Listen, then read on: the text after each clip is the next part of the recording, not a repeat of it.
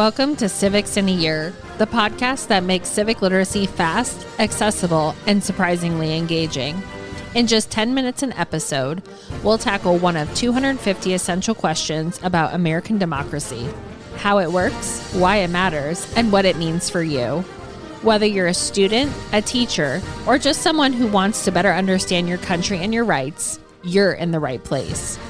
Civics in a Year is powered by the Civic Literacy Curriculum from the Center for American Civics and is produced in partnership with the School of Civic and Economic Thought and Leadership at Arizona State University. Welcome back to Civics in a Year. Today we're going to start talking about the Articles of Confederation. And you know, the Articles of Confederation get a bad rap, but we have Dr. Sean Beinberg with us today. And Dr. Beinberg, can you let us know what were the Articles of Confederation? Why didn't they work? And then were there some good things about the Articles?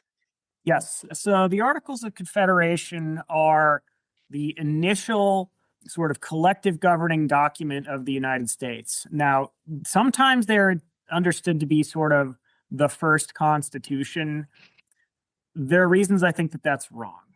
Some of those are in the Federalist 39 podcast that we've talked about.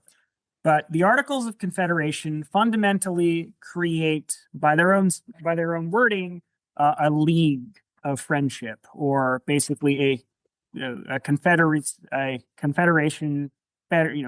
federal in that sense.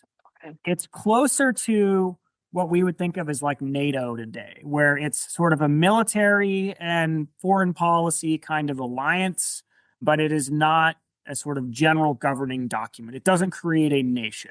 Most power still remains with the separate sovereignties under the Articles of Confederation. That's still true today of the United States under the Constitution, but the balance has been shifted much more heavily where there's a complicated divided sovereignty. The Articles of Confederation are very blunt.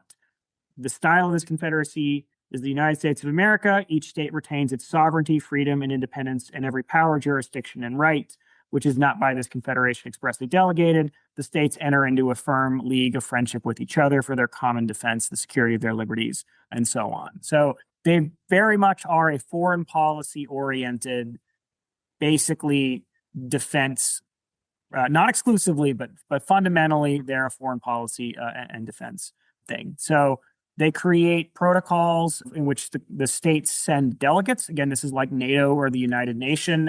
The states vote. Each state basically gets a vote. They can send different numbers of delegates, but then they sort of have to speak amongst themselves. And that's how the Continental Congresses have run. So like if you watch the John Adams miniseries, for example, you see, the Pennsylvania folks all huddled around a table talking, but Pennsylvania still in the end only gets to cast one vote. New York only gets to cast, one vote or whatever.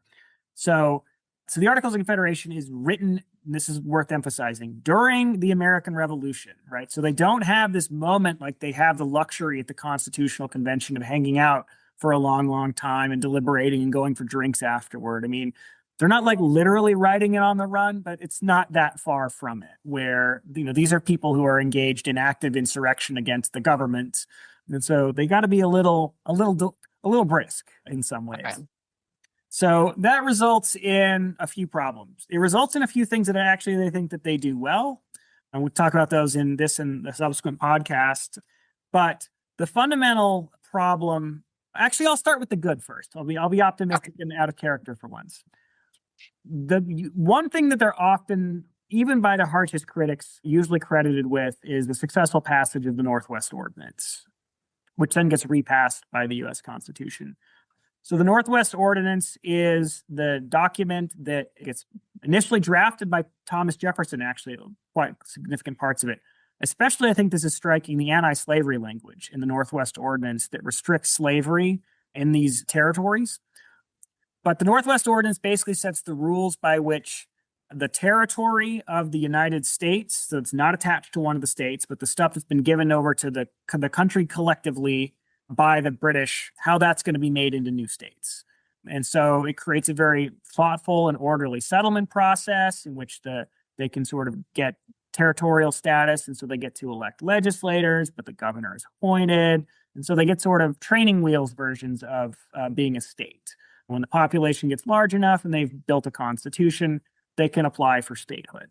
And so that's setting that precedent, that logic of how do we get new states is why we aren't just 13 or maybe a couple of them that get carved off, Kentucky, Virginia, but Kentucky out of Virginia, Maine out of Massachusetts. But how the United States is able to ultimately expand is a result of the Northwest Ordinance. So it's easy to look over that, but that's an important success. And it serves as a model for future settlements.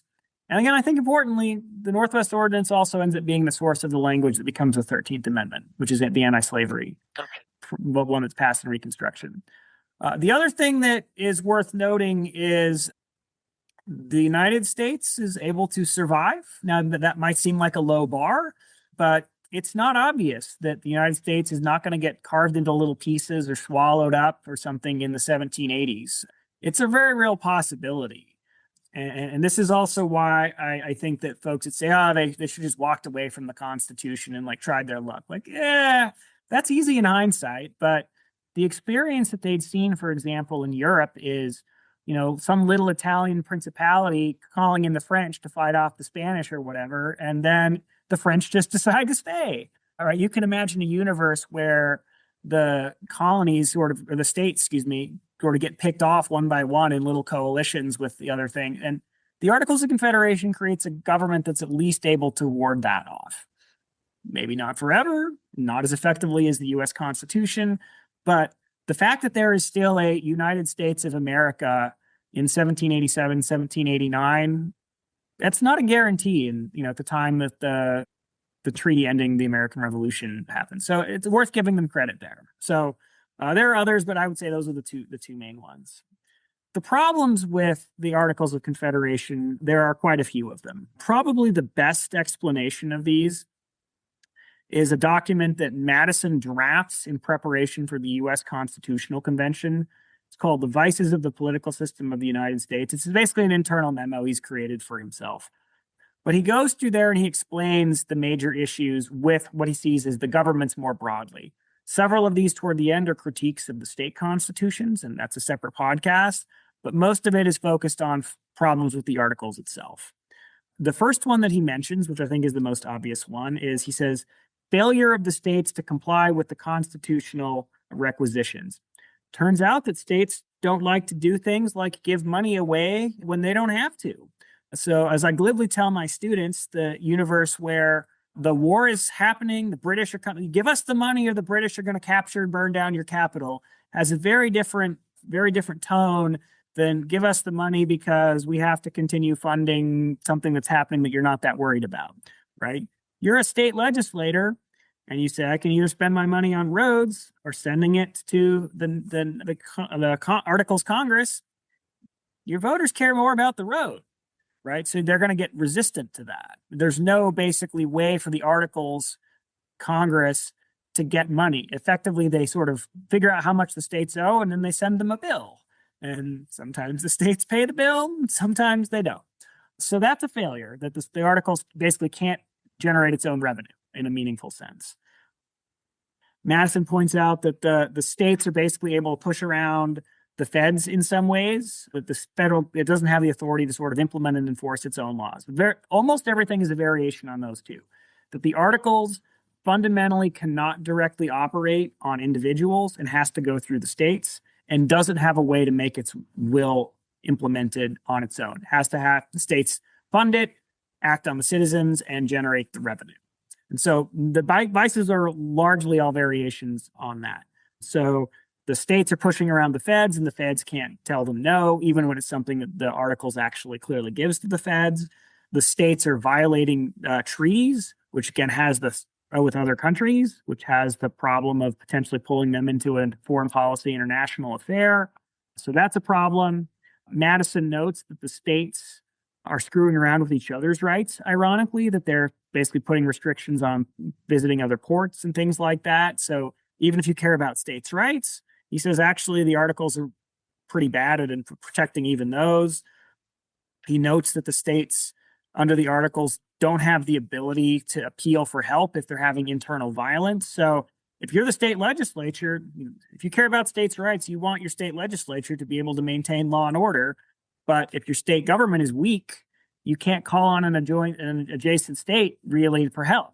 And so he says, actually, if we want to protect states' rights, we need to empower the feds to come in and help the states at the state's request. Worth emphasizing, this isn't, I see a problem, we can roll the feds in here, but the states can't even basically say, hey, help us out, help us put down this rebellion. So he points out to that as a problem. And he says there's other places where we sort of need uniformity of laws.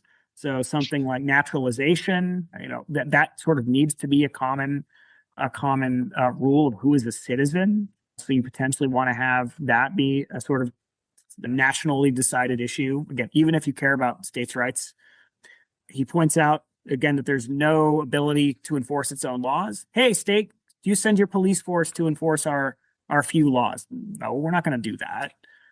And then one that he points out that connects to the thinking about the state constitution is he says the Articles of Confederation, he kind of hints at, are almost fundamentally illegitimate because he says that they weren't approved by sort of the people in the collective. That the state legislatures, increasingly by the end, have gone through and ratified it, but that the people more broadly have never really bought into this system.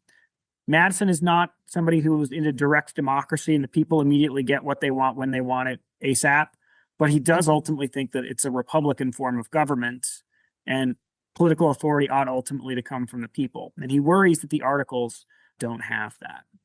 Now, it's worth emphasizing real quick, though, just as an additional thing, this is not critiques that are unique to Madison.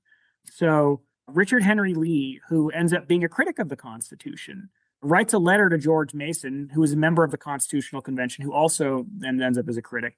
And he lists his problems with the Articles. And the list is actually pretty similar. He says that the states are basically freelancing on foreign policy. That's a problem. He points out the Articles requires 9 votes to affirmatively do most things. There's a couple little technical things that don't take 9, but basically it's 9 to do most things and unanimous to amend. So all it takes is one state saying, we don't care, we're out, or we're not even going to show up. And so that they can block things just by not doing anything. Richard Henry Lee thinks that's a problem. He thinks that the ability of the states to run their own currencies is a problem. That's also something that Madison objects to versus having common currency exclusively in the federal government. Now, Lee then goes through and says, now we got to be cautious and not overcorrect and make this Constitution too strong as a result. But most folks in the 1780s recognize there are problems with the Articles. And so they keep doing these little proto conferences. How can we tweak it? How can we work on it?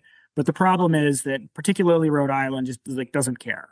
And so they're sort of forced into doing something a little more radical. So the Articles does some things well, and we'll talk about in another podcast how parts of it that carry over to the U.S. Constitution. But fundamentally, its problem is that it can't enforce its own laws. As Madison says in Federalist 39, the real issue is not what the scope of its powers are. Those are still basically pretty good and largely carry over to the U.S. Constitution, but it can't enforce its own laws. And that's a problem. Fantastic. And like Dr. Beinberg said, we are definitely going to go into the next episode looking at differences and similarities between the Articles and the Constitution. So make sure you join us for that. Dr. Beienberg, thank you. Thanks for joining us on another episode of Civics in a Year. If you enjoyed this episode, be sure to subscribe and share it with someone who cares about a constitutional republic as much as you do. For more episodes, resources, and updates, follow us on social media or visit us at civics.asu.edu. Make sure to check out the show notes for any relevant links. Special thanks to the United States Marine Band for their performance of the Stars and Stripes Forever. Let's keep building a stronger constitutional republic, one episode at a time.